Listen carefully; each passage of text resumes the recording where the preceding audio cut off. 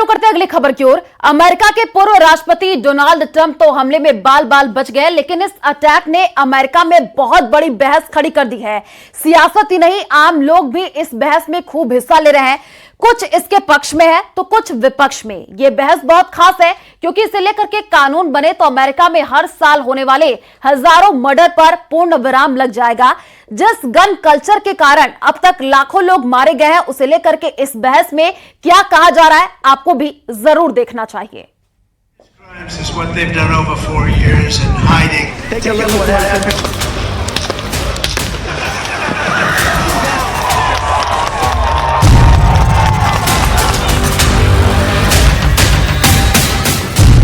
मैं तो मरने वाला था, मुझे तो यहां नहीं होना चाहिए था।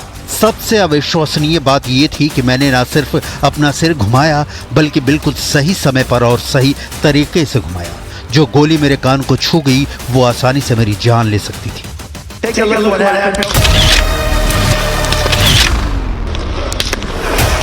अमेरिका के पूर्व प्रेसिडेंट और रिपब्लिकन पार्टी के राष्ट्रपति उम्मीदवार डोनाल्ड ट्रंप की जान बच गई, लेकिन कैसे बची?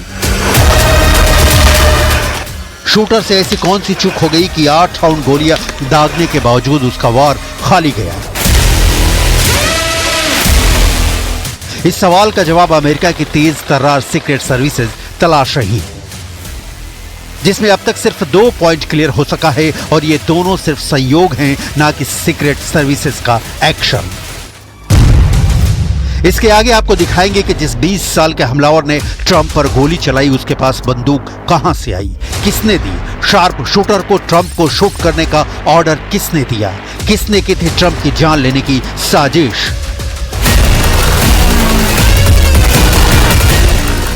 पूर्व राष्ट्रपति की सुरक्षा में सीक्रेट सर्विस के 75 एजेंट तैनात होते हैं। इसके अलावा जहां जाते हैं वहां की लोकल पुलिस और FBI एजेंटों का घेरा होता है। जहां मंच होता है वहां के आसपास की बिल्डिंग पर स्नाइपर तैनात होते हैं। मतलब फुल प्रूफ सिक्योरिटी का इंतजाम होता है। लेकिन एक 20 साल का लड़का आता है और ट्रंप पर गोली चला देता है।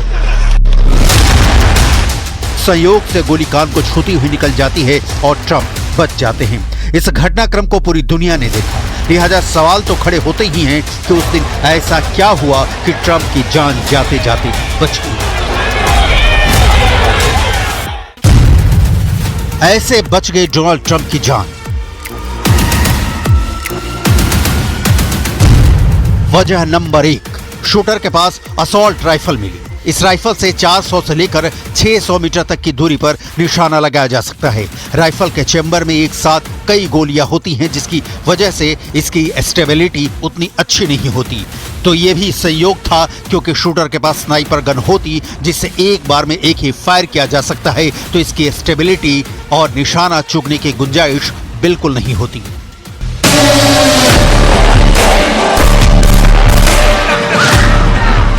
लेकिन गोली चुक गई और ट्रंप बच गए। दूसरी वजह देखते हैं। अक्सर ट्रंप भाषण के दौरान टेलीप्रॉम्प्टर का इस्तेमाल करते हैं, लेकिन पेंसिल्वेनिया में उस दिन उन्होंने टेलीप्रॉम्प्टर पढ़ने से मना कर दिया। इसका फायदा समझिए। वजह नंबर 2, एक्सपर्ट का मानना है कि अगर ट्रंप टेलीप्रॉम्प्टर से पढ़ रहे होते तो उनका सीधा फोकस टेलीप्रॉम्प्टर पर ही होता और उनका सिर एक जगह पर स्थिर होता, जिससे गोली चलती तो सीधे उनके सिर में लग सकती थी। उस दिन संयोग पर संयोग हुए। डोनाल्ड ट्रंप की जान लेने की कोशिश नाकाम हो गई, लेकिन आपको दिखाते हैं कि उस दिन ऐसी कौन सी बात हुई जिस पर संग्राम छिड़ा है, क्योंकि संयोग के अलावा एक साजिश की गुंजाइश भी दिखती है और यह बहुत सामान्य नहीं है। इसे बहुत गौर से समझने की जरूरत है। ट्रंप की जान लेने की साजिश फेल। अमेरिकी राष्ट्रपति या पूर्व राष्ट्रपति की पब्लिक मीटिंग के दौरान वहां मौजूद हर ऊंची बिल्डिंग पर, घर की छत पर बाकायदा स्नाइपर तैनात किए जाते हैं। लेकिन उस दिन ट्रंप जिस मंच से भाषण दे रहे थे, उसके ठीक पीछे मौजूद गोदाम की छत पर तो स्नाइपर तैनात थे। यहां तक कि मंच की बाईं तरफ बने गोदाम पर भी स्नाइपर तैनात थे। लेकिन मंच की बाईं तरफ 137 मीटर दूर फैक्ट्री या इसकी छत पर कोई स्नाइपर तैनात नहीं था, जहां से शूटर ने 8 राउंड गोलियां दागी। ऐसा लगता है इस जगह को जानबूझकर खुला छोड़ दिया गया था। see the guy down. I think they अब hit आरोप him प्रत्यारोप because का the दौर guy है। सोशल was मीडिया पर stabbed. यह भी कहा जा रहा है कि चूंकि नवंबर में अमेरिका में राष्ट्रपति का चुनाव है, लिहाजा हो सकता है कि ट्रंप ने सहानुभूति बटोरने के लिए खुद पर हमला करवाया हो, जबकि रिपब्लिकन पार्टी यानी ट्रंप की पार्टी इसका आरोप बाइडेन प्रशासन पर लगा रही है। सच क्या है किसी को नहीं पता। अमेरिका की सीक्रेट सर्विसेज ने केस क्लोज करने के लिए इसे लोन वुल्फ अटैक मान लिया, यानी किसी भी आतंकवादी संगठन का इसमें कोई हाथ नहीं। लेकिन एक और बात है जो हैरत में डालती है, वो ये कि अगर शूटर अकेला था तो उसे घेर कर भी पकड़ा जा सकता था, पूछताछ की जा सकती थी और शक की गुंजाइश खत्म हो जाती, लेकिन ऐसा नहीं हुआ। उसे वही मौके पर सुरक्षा एजेंसियों ने ढेर कर दिया, लिहाजा साजिश और सुलग रही है।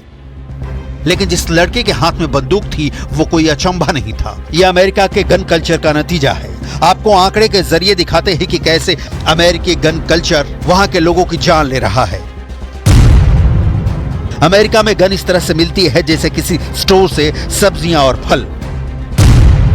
करीब 34 करोड़ की आबादी वाले देश में अभी 40 करोड़ बंदूकें लोगों के पास हैं। गोलीबारी की घटनाओं में बीते 50 साल में 14 लाख लोगों ने जान गंवाई। अमेरिका में औसतन हर दिन 100 लोग मारे जाते हैं। द ट्रेस की एक रिपोर्ट के मुताबिक 1899 से अब तक अमेरिका में 49.4 करोड़ बंदूकें बेची गई। 2023 में 1.67 करोड़ बंदूकें बेची गई।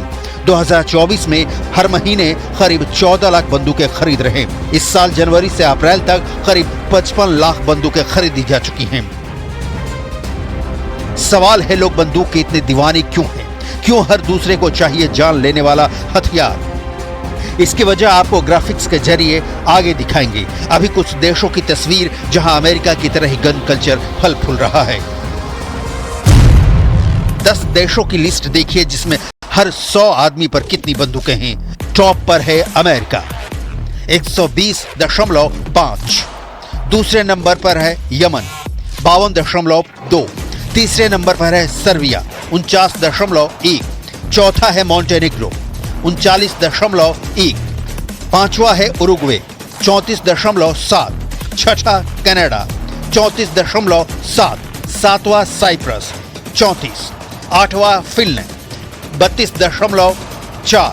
नौवां लेबनान 31.9। 10वां आइसलैंड 31.7।